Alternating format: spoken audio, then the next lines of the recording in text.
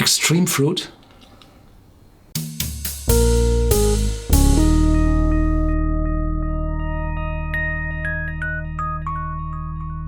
Welcome to Whisky.com, where fine spirits meet. My name is Horst Lüning. I'm the master taster of Whisky.com, and today we have the Glengoyne, 25 years old, 48% ABV here on my cask, and it's worth a few hundred euros, pounds, dollars, and it's rare. It's really rare.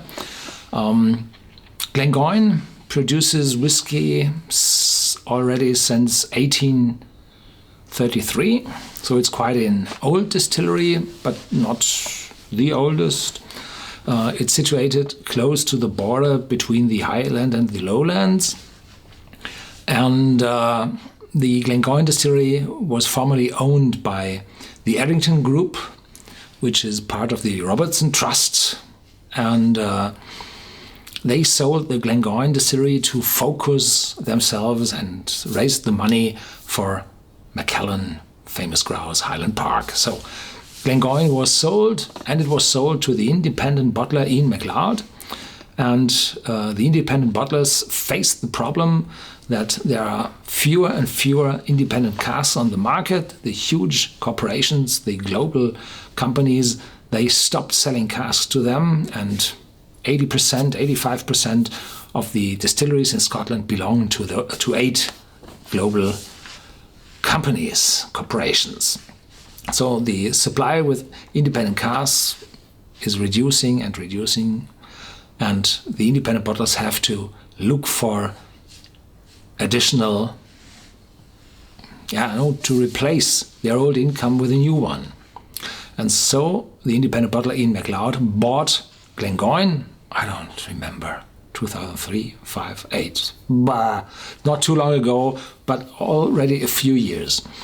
And after some years of production with the new ownership, the old blend master was replaced by a new one, and he changed the way Glengoyne bottles. So there's a new taste in the Glengoyne whiskies, and this is, you can't change a lot with the mass market Glengoyne 10-year-old, but you can change the more rare bottles like the 15-year-old or the 18-year-old. They stopped the 17-year-old and replaced it with an 18-year-old. There's a new 15-year-old, and those have an extremely higher content of sherry casks.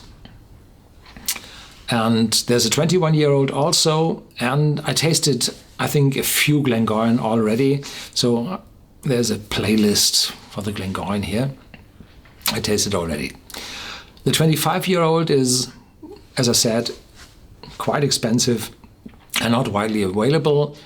But we're happy it's here on the market, and if you go 25 years in the past, so we read the year 2015, we end up in 1990, and I think this one is bottled already 2014, so we end up in 1989, and this is a few years after the end of the big British recession, and so production volume wasn't that high after the recession, so the number of casks available for such a bottling is not that big, so the prices are very high. Okay, it's really heavy, and I've taken that out of the of a card box. I thought, metal in it? No, it's a wooden box, it's hardwood, and there is a kind of plastic cover on it. What are they? They say elegant spice, treacle toffee, and rich sherry oak, with an endless, complex finish. An after-dinner dram of exceptional character. We distill slower than anyone else in Scotland. Then we mature exclusively in hand-selected sherry casks for a character-building quarter century. Natural color from time and sherry casks alone. Wonderful said. Robbie Hughes, distillery manager. Tradition preserved. What we can read here, we distill slower than anyone else in Scotland. Therefore, Glengoyne also has 3 stills. Because if you're distilling slower, you need more stills to bring some output.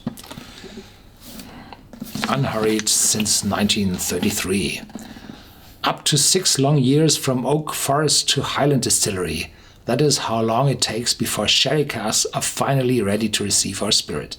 However, the journey has just begun. Time and wood work together over the next quarter century within the cool darkness of our traditional earth-floored warehouses.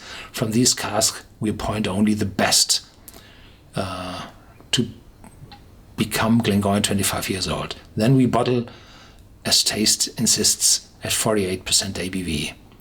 It is perhaps the perfect balance of elegant sherry oak, traditional skills, and barley dried by air. Never peat. No smokiness at all. The old warehouses with the natural floor, there are still a lot of them at the site, but they built 2 new huge warehouses with a concrete floor where you can move the cask in with a forklift. Of course, if you sell relatively cheap single malt whiskey like the Glengoyne, you have to cut costs. And I talked to the proprietors lately, and they told me, well, there had been the construction company made failures, and so they had to dismantle the new warehouses and rebuild them. What to do with those tens and hundreds of thousands of casks? Oh, what an effort, really. Because in the place where the new warehouses stand today were old warehouses which they wrecked. So there are in our whiskey database old pictures of the place where old warehouses stood and now the new one. I think the pictures I took were the intermediate warehouses. And I took a video of my visit at the Glengoyne Distillery in 2013, and there you can see the intermediate warehouses. Yeah. So here we go. Place that here. Wonderful appearance. And here, Glen of the Wild Geese. Glengoyne. There are magnets in the back. Take out the bottle. Yeah, here we go. It's quite strong, perfectly fit in. Here we go. We have one. Here the hardwood box. And it's wonderful. Wonderful finish. No branches in it. Branch holes. No, well done. There's a seal around it, but I'm afraid it does not seal the top that way that it can't be faked. So it's just looking fine. 2 geese here on the label. And Elegant Spice, Trickle Toffee, we've heard that before. Natural color, 48%. Yeah. And so that I do not have to open such an expensive bottle, I got a small sample from the proprietor. So I'm happy about this, thank you. And you can see no artificial color, and it's wonderful dark. So this should be first fill over 25 years. Wonderful.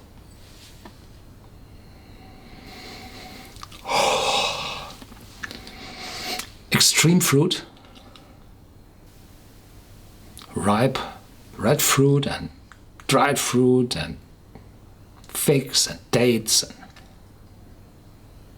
plums and old leather. Yeah, old leather chair. Not this one. This is Chinese plastic. No. And it's sad brown sugar. No, I did not find that. No. It's a little bit like tobacco, but not burnt. Never peat.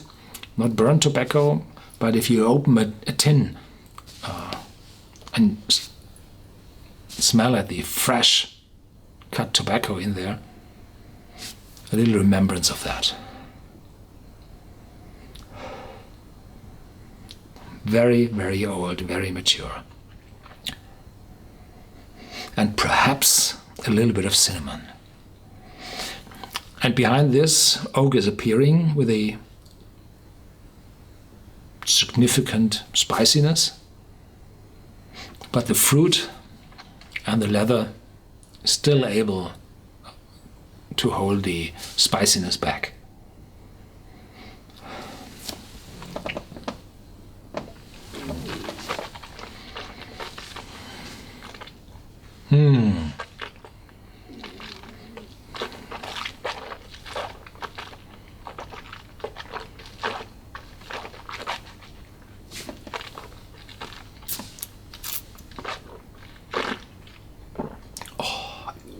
Second gulp, mouth-watering. It's incredible how full and intense this whiskey is in your mouth. There's no bitterness at all, but oakiness and spiciness. And a little bit of dryness.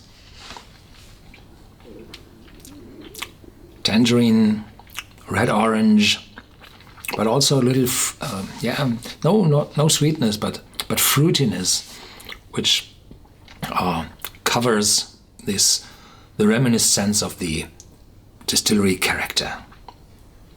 So the dark fruits cover those tangerine and red oranges. It's sad it should have a note of Sevilla marmalade, so south of Spain. I never had Sevilla marmalade. Perhaps it's this bergamot, small oranges. I have no idea. And the fruitiness, it's like cooked fruit, dark cooked fruit compote. Wonderful. And there's a faint aftertaste of licorice, but very few. The aftertaste is long, really long.